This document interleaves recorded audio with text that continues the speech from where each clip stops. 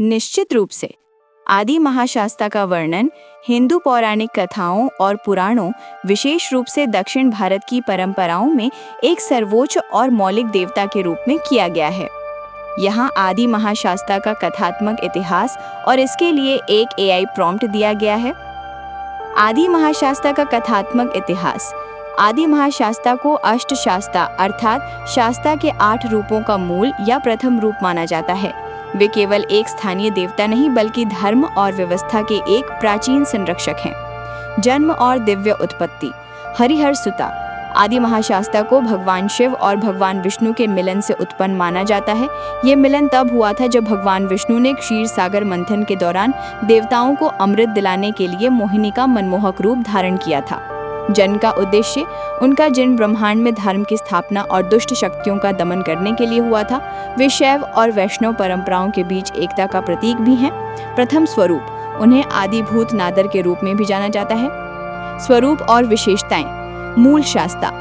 आदि महाशास्ता सबरीमाला के भगवान अयप्पा के विपरीत जो धर्म शास्ता का एक ब्रह्मचारी अवतार हैं, अक्सर अपनी पत्नियों पूर्णा का मतलब पूर्णता या धन, और पुष्कला यानी समृद्धि या बहुतायत के साथ चित्रित किए जाते हैं। वाहन। उन्हें अक्सर एक सफेद हाथी या घोड़े पर सवार दिखाया जाता है। भूमिका। वे गांव और घरों के मुख्य रक्षक देवता हैं। प्राचीन काल से ही उनकी पूजा वर्षा और फसलों की समृद्धि के लिए की जाती रही है।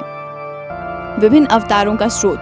आदि महाशास्ता ही अष्टशास्ता के स्रोत हैं, जिनमें से प्रत्येक का एक विशिष्ट कार्य है।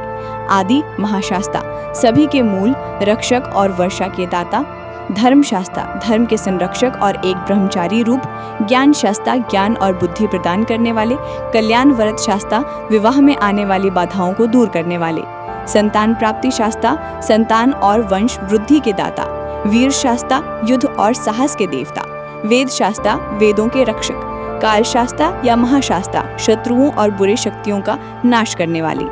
इस प्रकार आदि महाशास्ता केवल एक देवता नहीं बल्कि शास्ता परंपरा के मूल तत्व हैं, जो धर्म, रक्षा और भौतिक समृद्धि तीनों का प्रतिनिधित्व करते हैं।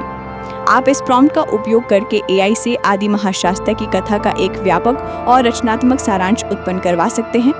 आदि महाशास्ता के महाकाव्य और विशाल इतिहास पर 500 शब्दों में एक विस्तृत कथात्मक सारांश लिखें। इस सारांश में भगवान शिव और मोहिनी विष्णु के हरिहर सुता के रूप में उनके दिव्य जन्म, उनके मूल स्वरूप, उनकी पत्नियों पूर्णा, पुष्कला के महत्व, उन्हें अष्टशास्त्र का मूल स्रोत माने जाने और धर्म तथा प्रकृति के प्राचीन संरक्षक के रूप में उनकी भूमिका को शामिल करें। भाषा ओजस्वी और पौराणिक होनी चाहिए।